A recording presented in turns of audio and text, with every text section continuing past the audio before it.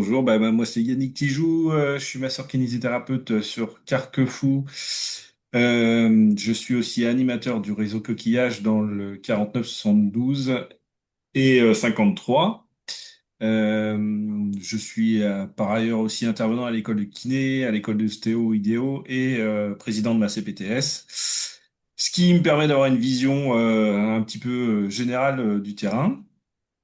Aujourd'hui, je vais vous présenter donc le réseau Coquillage, qui est un réseau de professionnels de santé en rééducation et réadaptation, et qui cherche à développer la prise en charge en pédiatrie chez l'enfant en situation complexe et plus particulièrement en retard moteur. Euh, le réseau de professionnels de santé pour accompagner les rééducateurs des enfants vulnérables ou en situation de handicap, c'est exactement ce que je viens de dire. La coordination, donc le coquillage, ça veut dire quoi? La coordination kinésithérapique et interprofessionnelle ligérienne pour l'accompagnement du jeune enfant. Alors l'historique de coquillage, eh bien, ça commence il y a 20 ans, plus de 20 ans même, en 2004.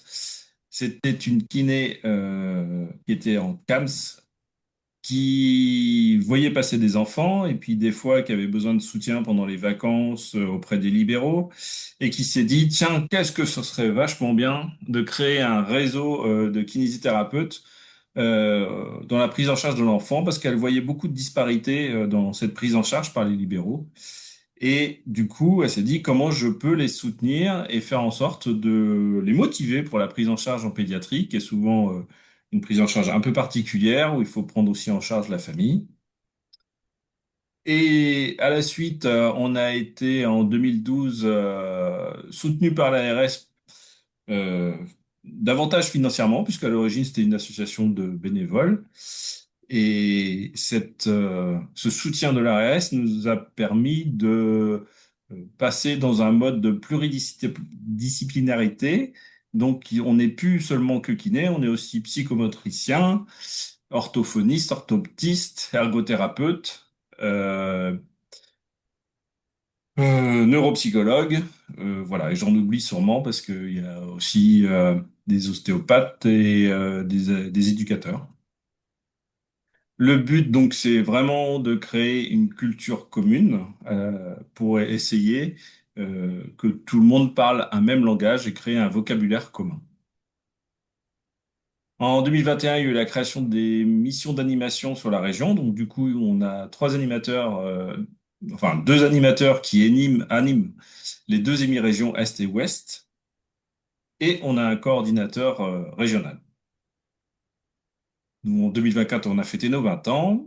Et aujourd'hui, donc, on nous demande encore plus de professionnalisation en intégrant les familles le plus possible dans nos matinées, dans nos échanges.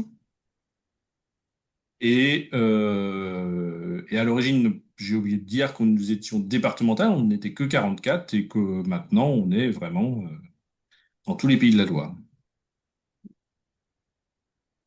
Nos missions, c'est optimiser un suivi de proximité euh, pour faire en sorte que l'enfant n'ait pas à faire 90 km pour trouver un professionnel qui veut bien le prendre. Donc, même si le kinésithérapeute n'est pas hyper spécialiste en pédiatrie, il a des compétences et ces compétences seront les meilleures parce que ça sera le plus proche du domicile de l'enfant. Faciliter la coopération entre les professionnels, c'est voilà, quand on se connaît, c'est tout l'intérêt d'un réseau.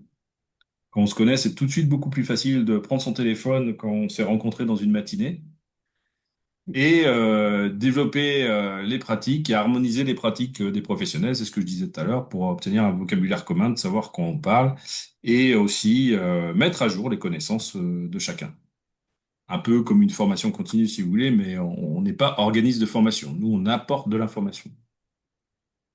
Nos valeurs, bah, c'est l'inscription dans une communauté professionnelle, des pratiques centrées sur l'enfant et la famille, euh, des relations et communications éducatives et une pratique qui est basée sur le développement du professionnel. Nos objectifs, c'est optimiser un accompagnement de rééducation coordonné et de qualité sur le territoire, en ayant bien en tête que, avant tout, c'est la proximité qui est le plus important pour l'enfant.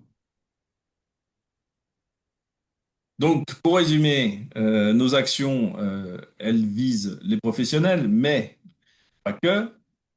On est là pour les enfants vulnérables en difficulté de développement et de développer leur motricité. Pour les familles, pour limiter le sentiment d'isolement à la sortie de la maternité et des services d'hospitalisation, on est là pour les accompagner. Et pour les professionnels de santé, en vue de faciliter les liens aussi entre les structures sanitaires, médico-sociales, socio-éducatives et les libéraux, et développer une culture commune, une communauté de pratique. Alors, nos actions, elles sont au nombre de trois. Donc, l'optimiser un suivi de proximité, c'est permis par un site web et une cartographie des adhérents, par la mise à disposition des ressources issues de la littérature et la mise en place d'un forum à destination des adhérents.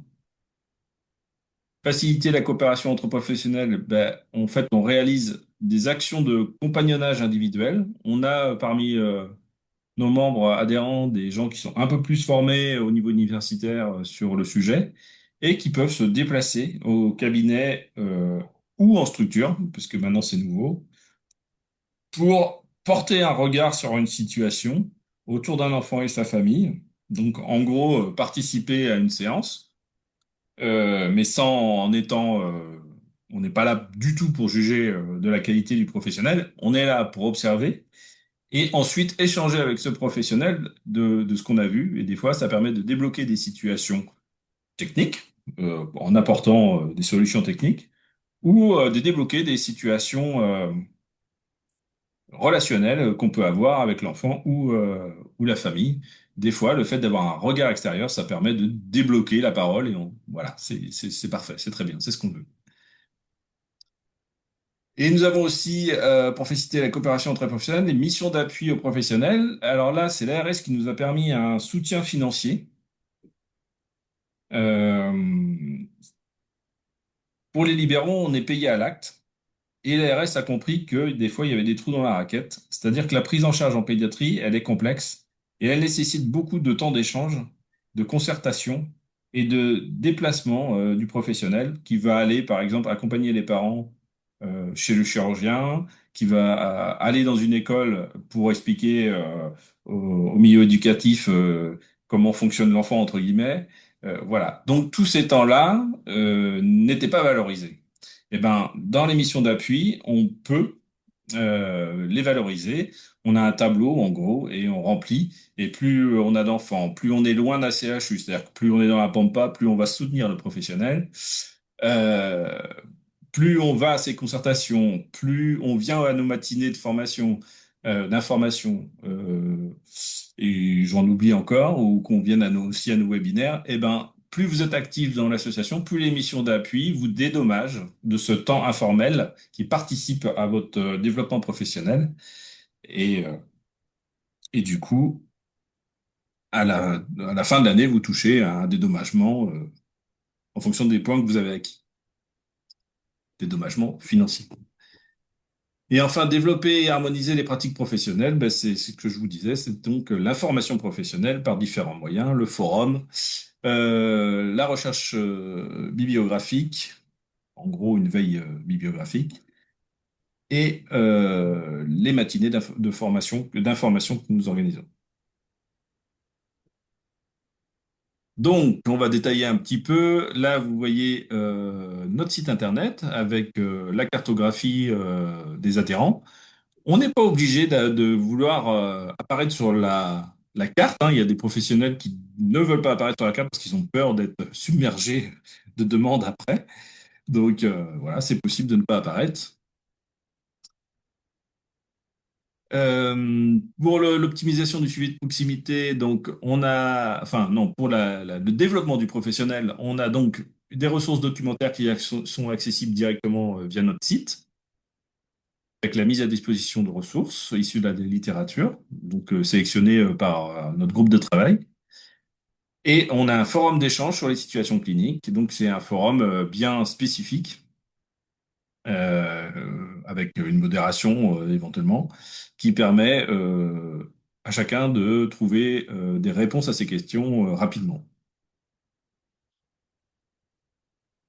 Le forum d'échange, donc ça ressemble un peu, enfin, on en a parlé, on vient d'en parler, excusez-moi, et les ressources documentaires, eh ben voilà, ce sont des fiches indicatives. Le compagnonnage, donc j'en ai parlé tout à l'heure, l'idée c'est vraiment de faire une analyse de pratique en commun, et l'objectif c'est de répondre à la problématique et de permettre aussi de faire du lien.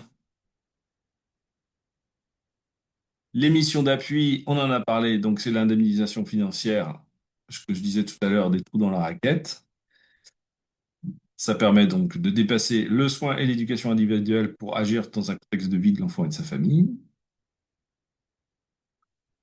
Nos matinées d'information, donc vous voyez, là on vous a mis quelques exemples des matinées qu'on a faites. On en a faites à Savigny-l'Évêque, on en a fait à Angers, on en a fait à Laval, on en a fait à La Roche-sur-Yon, on en a fait à Chaland. Voilà, on essaie d'utiliser des thèmes qui soient transversales pour que on ait que chaque professionnel dans sa profession y trouve de l'intérêt. Donc, ce sont des thèmes euh, qui permettent à chacun de trouver un intérêt. Qu'on soit orthoptiste, orthophoniste, kiné, psychomote, ergo.